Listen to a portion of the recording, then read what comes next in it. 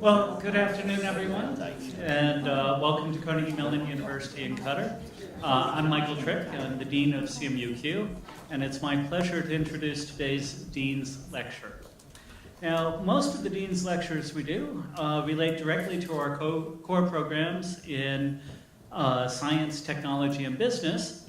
Today's lecture is a little different. Today we will hear from a leader in the area of environmentally sustainable architecture and design. Andrew Waugh is a founding director of Waugh Thistleton Architects, a firm he created with Anthony Thistleton in 1997. Their firm focused on developing new ways of building, and in 2003, they built their first cross-laminated timber, or CLT, building. Since then, they have established expertise in timber design and construction, which uses a fraction of the energy of concrete or steel. A dedicated advocate of timber construction, Andrew encourages clients to look at the feasibility and benefits of new technologies and innovative methods of construction. He was responsible for the first urban housing project to be constructed entirely from prefabricated solid timber, for which he was awarded the RIBA President's Medal for Research, as well as Dalston Works, the world's largest CLT residential building, which was completed in 2017. We, of course, are fortunate to be studying in an amazing building here. Carnegie Mellon has gone on a building spree, and so for those of you who will be back in Pittsburgh, you'll have a chance to see our new building, both for the business school and some of the other construction that's been going on. So I am delighted that we get a look at a different sort of architecture, and I appreciate Andrew being here. Please join me in welcoming Andrew Waugh.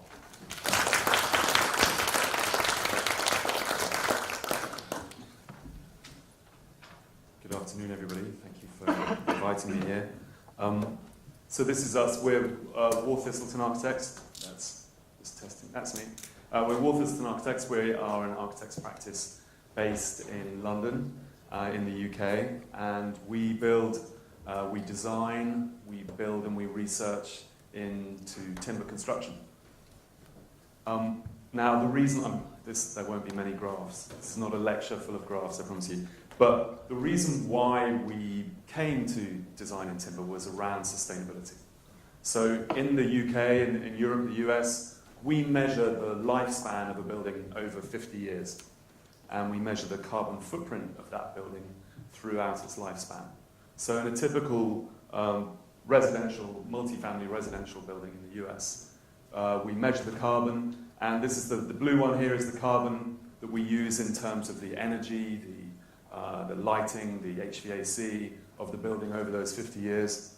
And the yellow one is the materials and the construction process. So when you first build the building, it's 100% of the building's carbon footprint, of the carbon that is released into the atmosphere through the process of construction. It's 100%, it's about the construction and the construction materials, and 0% obviously is through the building in use. But over the 50 years, it becomes increasingly about the operations. Now you can see this tails off because the anticipation here is that we get better at producing renewable energy. But even with that, you can see that after 50 years, the operations is over half what the materials are.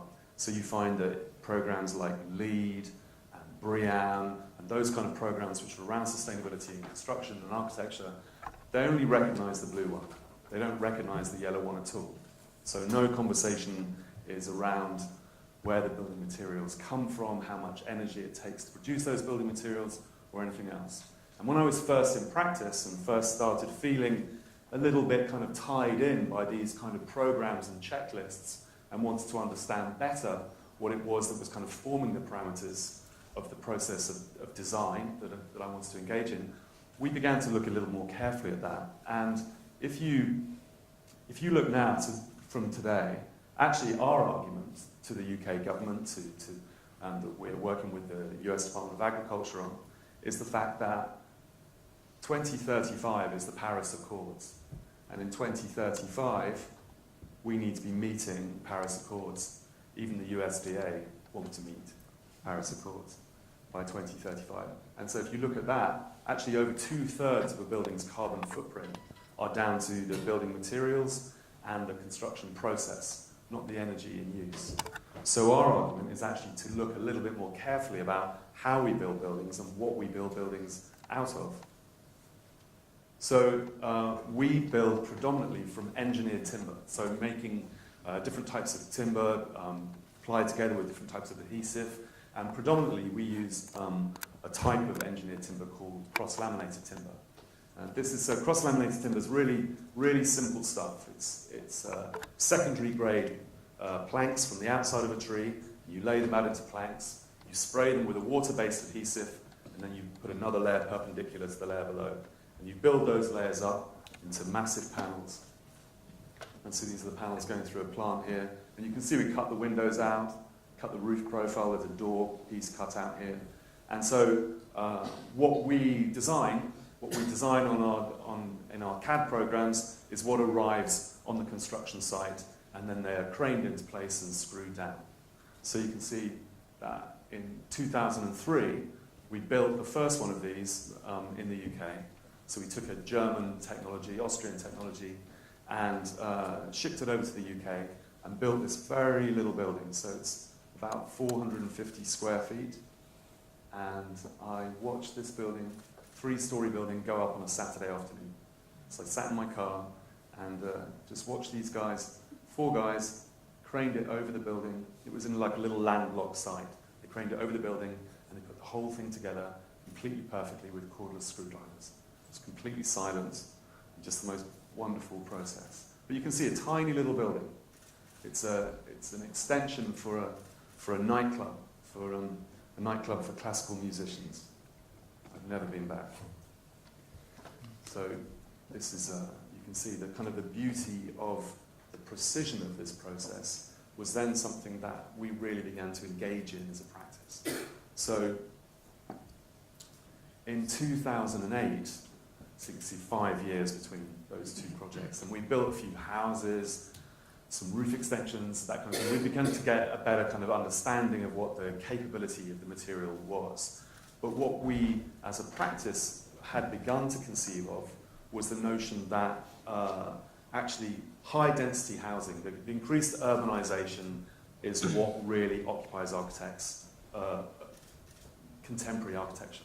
So we are all moving, as a planet, we are moving towards our cities. So the increased densification of urban environments is really what architecture is consumed by.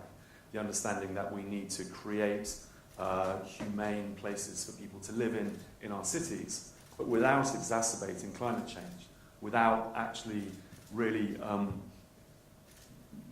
really kind of like putting too much concrete, too much steel, too much energy into these cities to try and understand a way in which we might be able to do this, but from a long-term sustainable and short-term carbon point of view. So we proposed this building in 2008. It's a 9-story building made from solid timber. So everything above the first floor slab. So timber lift shaft, elevator shaft, timber staircase, all the external walls are in timber. So everything loaded there like a giant honeycomb, if you like, all screwed together, all tightly screwed together. So, and you can see here, and I think this is in the lights, but you can see here the little brackets here. So they all go together with a galvanized steel shelf bracket, a 3-inch bracket, and a 4-inch screw here. And then you can see marking where the electrical points will go. And here in the ceiling, these little plastic ties. So the guy on the side, the electricians walking around in the UK, they go around on stilts. So they're on stilts with a screwdriver, and he's putting the electrics into the ceiling, and he kind of, as I walked through, he looked down at me and started to talk to me about how it is to be an electrician on a construction site. And he said, well, you know, in the UK, when we apprentice as electricians, we spend about 18 months hammer drilling into concrete and to fix the electrics into the ceiling. And after about 18 months, your shoulder joint disintegrates. And then when your shoulder joint is disintegrated, then they teach you about electrics. So he said, do you know what it's like working here? This is amazing. No, we don't need to wear any mask, we don't need to wear any gloves, we don't need to wear any goggles. you know, this is really amazing building site to work on. It's not cold, or it's hard to, anyway, not cold, not, you know, and a great working environment. So actually, we began to understand further implications of what it was that we were beginning to do in terms of looking at a new construction system. So this, let's see if this works. So this is England in the summertime. I live just here. There you go. So those are the elevator shafts, staircases going up there. And you can see no tower crane. Everything's loaded in from the back of a truck. So mobile crane here, going up. And we built a 9-story building in 27 days. 4 people, 27 days. And when I had spoken to the client about the possibility of doing this building in timber, you have to understand that actually between 2003 and 2008, every project that came into the let me show that one. Every project that came into the office, we kind of designed with the idea that it would be in timber. And then we'd sit down with our client and we'd say to our client, here's the design, we think we can do this, and we've got this notion that we're going to do it in timber. And the client would say to us, no, you're not going to do it in timber. And so what we did was able to hone our argument over these 5 years to get an understanding that really sustainability was not going to wash here. It was not going to be the thing that actually attracted our clients to this construction method. So what we were able to do was to demonstrate to our clients that these buildings were faster to construct, more cost efficient to build. So we built this building for about 15% less than a concrete frame building would have cost, and 6 months faster. So, and we also then could take that to the city office and say to them, well, the LEED program that you've given us to adhere to, we meet and excel that LEED program by 215 years. And we can do that just from the carbon that's stored within the timber itself. So if you imagine all these kind of amazing scientists are off at the moment trying to find ways to take carbon dioxide out of the atmosphere, you know, to lock up carbon to help with climate change. But actually a tree, as a tree grows through photosynthesis, it absorbs carbon dioxide and releases oxygen. And what a tree really is a carbon store. So when you cut that tree down and you make a building from it, what you're doing is you're creating a long-term carbon store. So our argument to the local city and to the local borough is very much around that. So we were also able to say to our client, and if you do it in timber, the city have said that we can do another story on top. So that helped a lot, as you can imagine. So less waste, because it's prefabricated, we don't have any site waste. So what we bring onto site in terms of the construction materials is what we use. So at the moment, nearly half of all the landfill in the UK comes from construction sites. Comes from the fact that comes from buildings that are being demolished, but comes from construction sites. So we know that about a third of the building materials that arrive on a typical construction site, about a third of those building materials are thrown away. So by working with a prefabricated system, by building what we need, by using what we need on the site at that point, then we're able to vastly reduce the amount of site waste. And it's quiet. So the whole thing, as I was saying, goes together with cordless screwdrivers. So completely quiet. We have neighbours, you can see just here, just right close within about 25 feet, we have neighbours on that construction site and no complaints. And also vast reductions in deliveries, because we know what we're going to use. We're much lighter buildings, so much fewer deliveries to site. An 80% reduction in construction traffic. So in London, one of the major pollutants that we have in the air in London, since we took the lead out of petrol, since we stopped using coal fires to heat our houses, one of the major pollutants that we have in London is from the tyres of trucks. So if you go in London, if you live in London and you run your finger along a window work surface, it's black and sticky. And the stickiness comes from the tyres. That's because of the construction traffic that we have in London. So this is also a massive issue. And they're incredibly light. So as I was saying, they weigh 1/5 of a concrete frame building. So we can put them over sewers, we can put them over underground tube stations, we can vastly reduce the amount of foundations that we're laying. So all these arguments to our clients, all these arguments to our city, beyond the sustainability argument are what helped this project to go through. And before this building, nobody had ever really built a cross-laminated timber building above 3 or 4 stories. So it was quite a leap in terms of the construction technology. And then shortly after that, I was crazy enough to buy a piece of land near my office, and with my friends, Jason and Dan, and that's me, I live here, and with my friend, well, I was going to live there, and then Dan fell out with Jason, so I had to so we bought this piece of land, we sold our apartments, I sold my car, sold one of my children, bought this piece of land here, and then we ran out of money, and so we sold off this floor, and then we sold off this floor, and then we sold off the middle floor to office use for studios, and we sold the middle floor to a photographer, and the photographer said, I need a space which is 18 feet high and 27 feet wide and about 55 foot long of open, clear space, no columns, no beams, completely open in order to use as a photographic studio. So the whole nature of the idea of honeycomb structure that we had understood from the Murray Grove project, we couldn't utilize.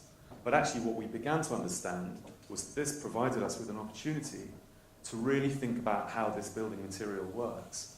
Now if you think that because you're cross-laminating the timbers, because the timbers are going like this, that actually a long panel of cross-laminated timber can work as a deep beam because it's taking load.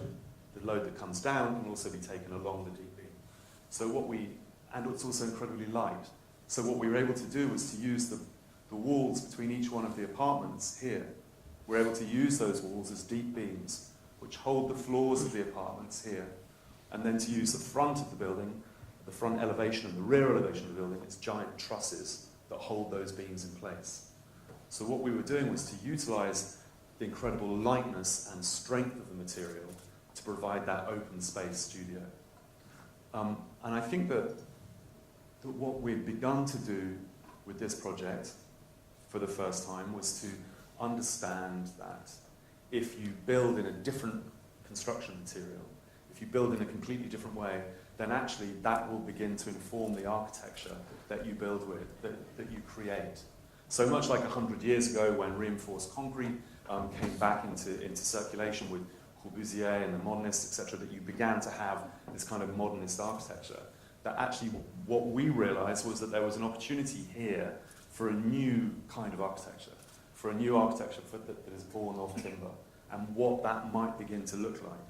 So you can see with this building here, these are the kind of, so those are the apartments here, that's my kitchen, just there. So you can see that these apartments, and what we also began to realize is that rather than getting big panels and cutting holes in them for the windows, that we could utilize the panels here by having, so this is these act as columns, if you like, and then turning the panels the other way, so ripping them down and being much more efficient about the amount of timber that we used.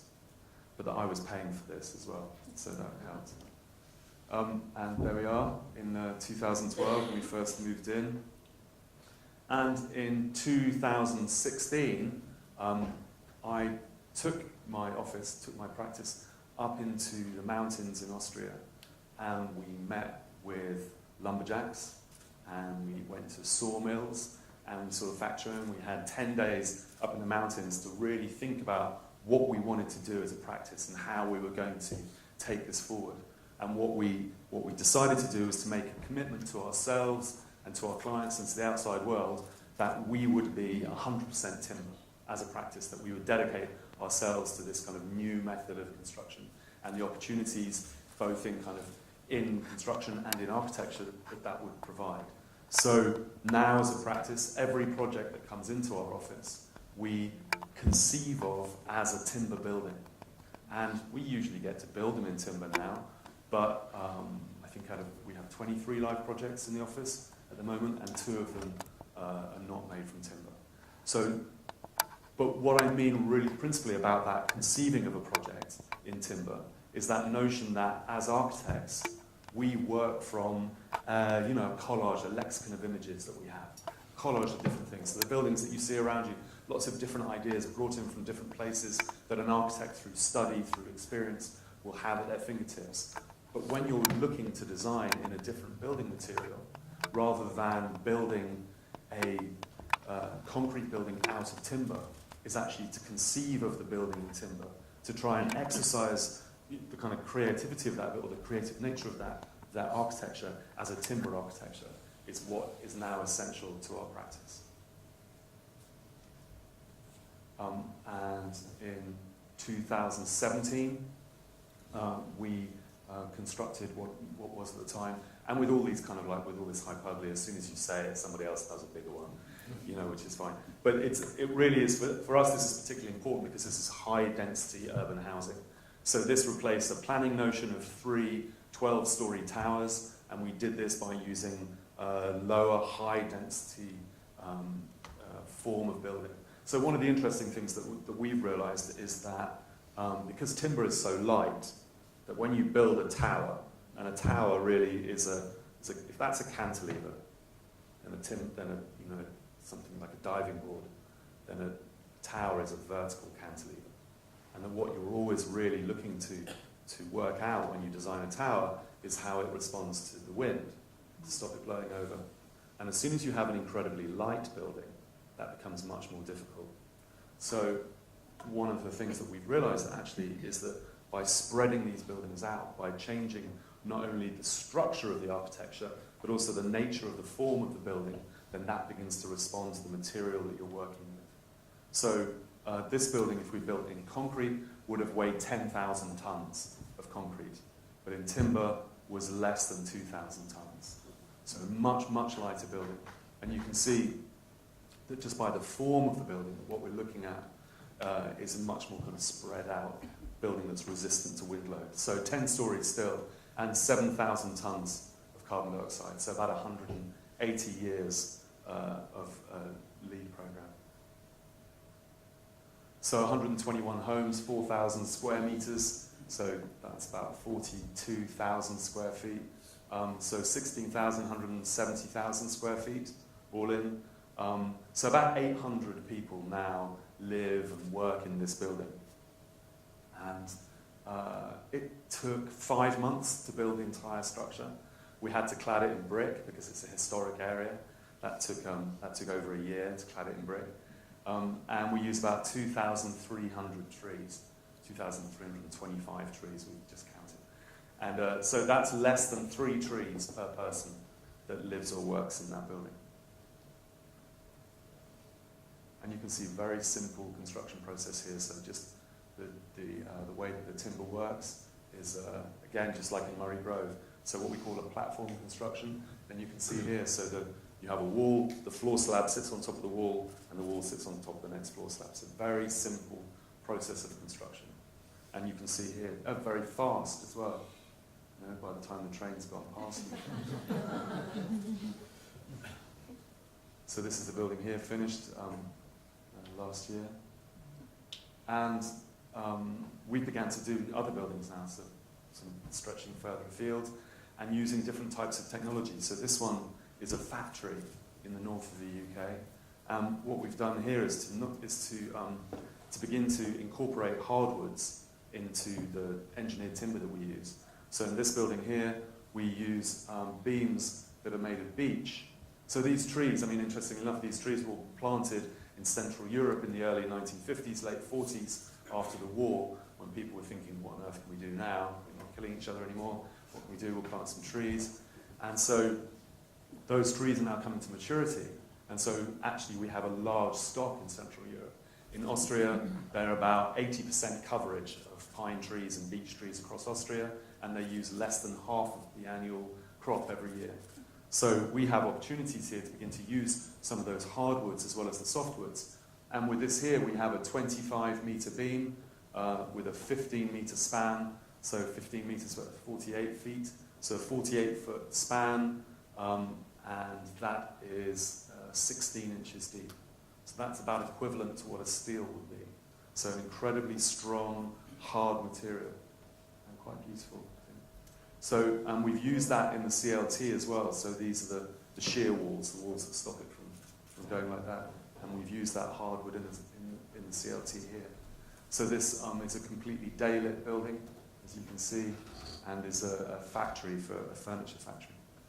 And we're utilising material in other ways. So this is a cinema in Shoreditch. This is near my office. This is a 3-screen cinema on the ground floor, and 15 apartments on 5 stories above. So because the material's so light, it can sit on top of the cinemas on big kind of like rubber pads and won't take the noise from the cinema below, take the sound through. And we have a number of projects where we're building around existing 1970s, 1960s concrete buildings. So we utilising the concrete buildings' strength to lean our buildings up against, if you like. So all the shear capacity on the concrete, and then we take the load down the timber. So with this building here, we're building an extra 50,000 square feet. So 2 floors on top. We're cantilevering out the front of the building, and then we're building up against the back of the building. So, and then this one, this is in London 2 weeks ago. That's why I'm here. It's too cold. And so we can build in the snow. So all the concrete guys have gone home because it was too cold for them. But the timber guys kept on building. And we're building some hybrid systems. So this is an office building here. And you can see this is a timber core, timber floor slabs, timber external walls, and then within the office environment itself, we're using steel. So this is all recycled standard section steel.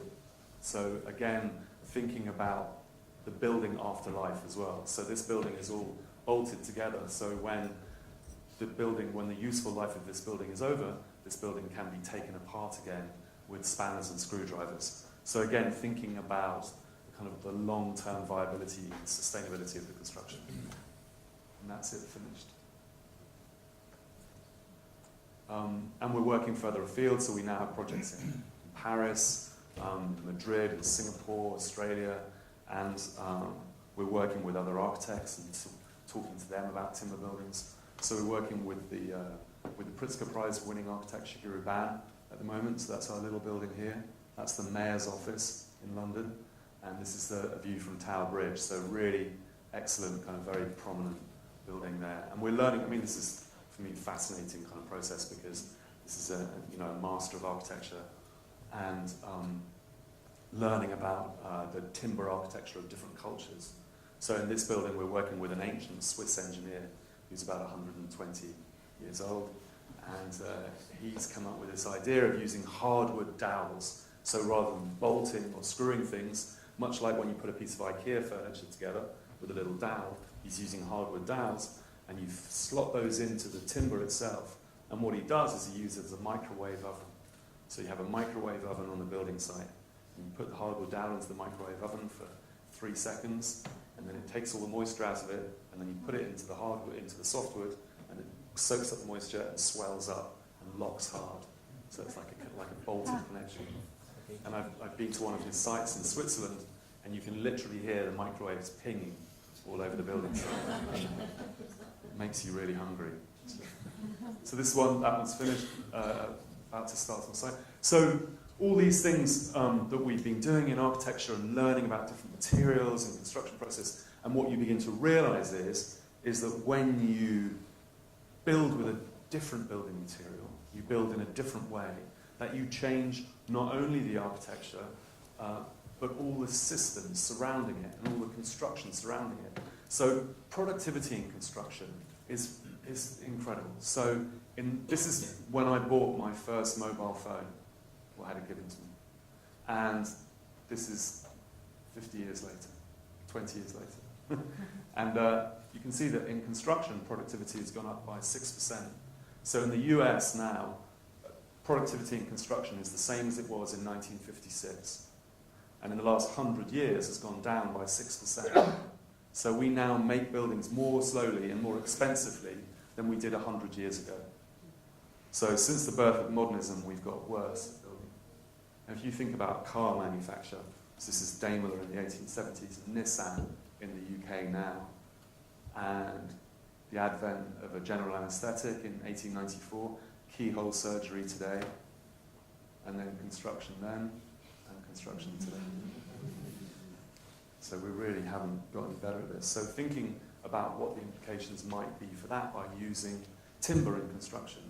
And we're working now with a number of different modular factories and learning about assembly. So we've been doing some work with BMW and with other people to understand how factories work and how assembly lines work. And one of the things about a factory is that it can't stop. It has to keep going. And what we've realized is when you have a piece of timber, have one of these massive panels of timber which are, what are they, sort of 40 feet by 10 feet, and they're going through a machine, a cutting machine, that every time that panel goes through the cutting machine, that's part of an assembly line, and that's a repeated process. But the instructions that go to that cutting machine can be different every time. So even though you're repeating the process, each panel, each module that goes down the assembly line can be cut completely differently. So then you actually allow for an assembly plant, a manufacturing plant of housing and of buildings, which don't have to be piles of boxes, which don't have to be particular kind of forms, but actually can change every time they go down the assembly line. So what we're beginning to understand is the implications of that in terms of the architecture, and that in terms of our relationship with the client and with construction. So this is that factory there, it's 5,000 homes a year. It's a 15-acre factory. Those will be prefabricated, delivered to site. When they arrive on site, that's what I was just saying before. So repeated process, not repeated product, is the notion. And that these buildings arrive on site pre-finished, so the kitchens and bathrooms, everything pre-finished. The doors are locked, the keys are in the door, they arrive on site, and you can literally open the door and move in. So you realize through that what that introduces is the notion of choice. So you can then go to your client, go to the person who's going to occupy that building and say to them, what kind of bathroom would you like? What kind of kitchen would you like? What colour should it be? What colour would you like your bedroom?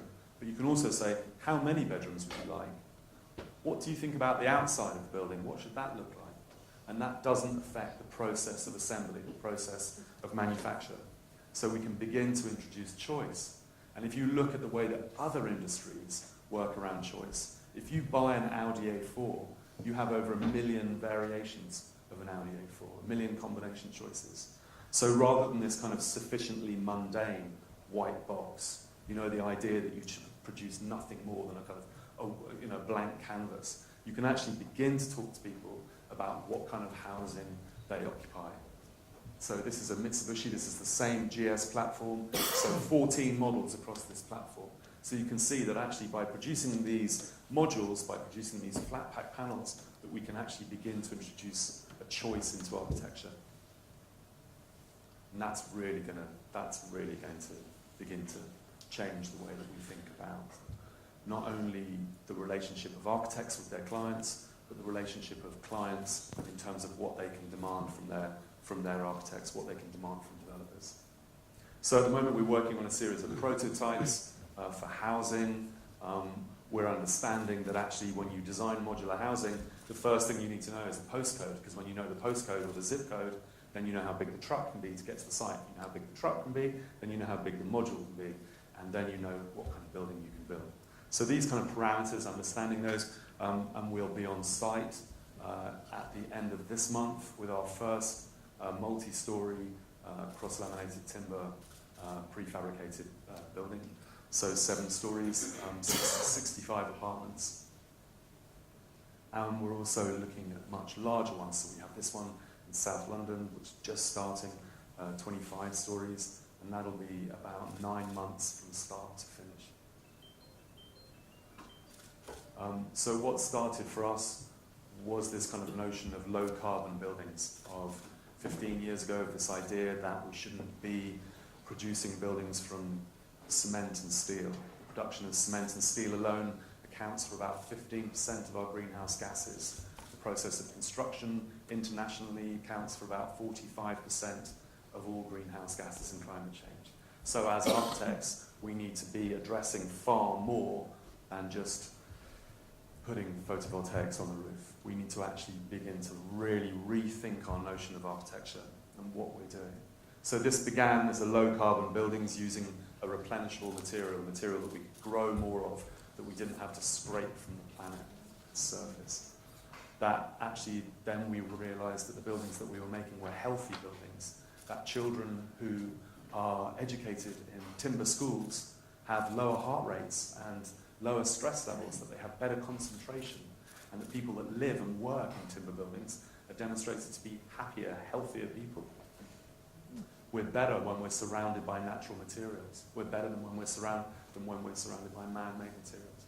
So we know this about our clothing, we know this about our food, and yet it seems about our buildings, about the spaces that we spend most of our time in, that we've kind of forgot this notion. So these are healthy, beautiful buildings. They're firm, they're solid, they're heavy buildings in terms of their commodity, if you like. So a repeatable process. We also know that we can begin to introduce notions of choice into architecture and what might happen to architecture and construction with that. So what we see this as is not just building in a sustainable construction material, but actually as an opportunity for a complete revolution of construction. And this is the picture of the number of tree seeds that it took to grow the trees that we built Murray Grove with. Thank you.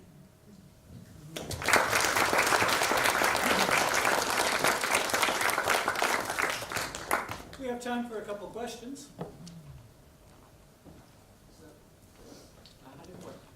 Hi. I would like to know what's the foundation that you're using to build these buildings? Well, for now, it's concrete. For now, we're working on that. It's concrete. I mean, it's because it's so much lighter that we generally build with a raft, so a thicker slab, and then just piles on the edge to stop the uplift. So vastly reduced foundations. Do you bolt it to the? Yeah, so we bolt and then we bolt it down. So we're bolting it down. We know it's a big connections, as you can understand, because the forces, the principal forces, really are applying at that kind of connection at ground floor level. Okay, thank you. Hi. Did you have any challenges with, let's say, the span and things like acoustic properties of the wood? Yeah. Because I did this in the Netherlands, and I needed to fight with all the communities, or let's say the approval committees and stuff, Yeah. that the span with was crazy. It's out there. Yeah. Yeah, I mean, you're right. I mean, one of the things about the timber is that actually, you know, if I can flick through really quickly, I'll show you a picture that I didn't show you before. One of the things about it is that because it's so light, that you don't get much high frequencies, so voices don't really transfer too badly, but impact sound, so the knocking is what counts. So what we often do is to put some kind of mass above the timber slab itself. So we used to use cement. So we used to use a 2 inches slab of resin-based cement, but now what we're using is sand. So we use sea sand, not river sand, but sea sand between joists, and that gives us the acoustic mass. And in terms of span, we tend to avoid spans of over 20 feet. But in residential, that's fine. Another question, yeah. My question was, with regards to the actual material itself in these types of building, are they more suited to specific areas or regions as opposed to, I'm thinking of places that are wet and windy and prone to natural disasters? Well, we're very lucky in the UK in some ways because it's just always kind of quite cold. And in some ways that's kind of quite good to do something new. We don't have any hurricanes or any tornadoes or any earthquakes. We don't really have any insects either. So in many ways, it's quite an inane kind of climate to do that in. But the growth of this technology, of this material, of the interest in this material is now international. And there are factories in Australia, in Papua New Guinea, in Chile, in Brazil, in lots of kind of tropical climates as well. So, and they're using, quite often they use local woods which protect themselves and have evolved to protect themselves against those climates, those humidity levels and those kind of insects. So my own personal experience of building in the tropics, honestly, is phoning somebody up who builds in the tropics already and saying, what should I do here? And then, when we built our first building in 2003, there were 2,000 cubic meters of CLT produced a year. And this year it'll be over 1 million. So it's Time for one final question. Yeah. Hi. How do you comply with the building codes in terms of fire resistance structures? So fire is, the thing about fire and timber is that the first thing that we do is we clearly explain to people that this is not a timber frame building, that this is a timber panel building. So the way that fire attacks a combustible material is the energy surrounding the ratio of the surface area to the mass. So we have big, heavy panels with a lot of mass in them. So we know that a European spruce will burn at 0.76 millimeters a minute. So what we do is we over-specify the timber. So we make it thicker so that it can burn for half an hour or an hour, over and above what is necessary to retain the structure. But what we do know from experience is that fires in these buildings tend to put themselves out quickly within the space of half an hour or so. And that the buildings smoulder, they char. So like if you put a big log on the fire at night, when you wake up in the morning, the log is literally just covered in charcoal around the edge. Because naturally a tree has learned how to protect itself under fire. And we also know that concrete buildings and steel buildings also burn under fire. The recent awful disaster that we had in the UK was a concrete frame building. And we were very clear, that as architects that build in a combustible material, we're very careful about what we do, but all architects should be careful in terms of fire about what they do. And that concrete will shale, will explode at about 230 degrees C. Steel will lose its structural integrity at around 280 degrees C, and timber will begin to burn at about 320 degrees C. There was one final question. Actually, it was similar. Okay. Then let us thank our speaker and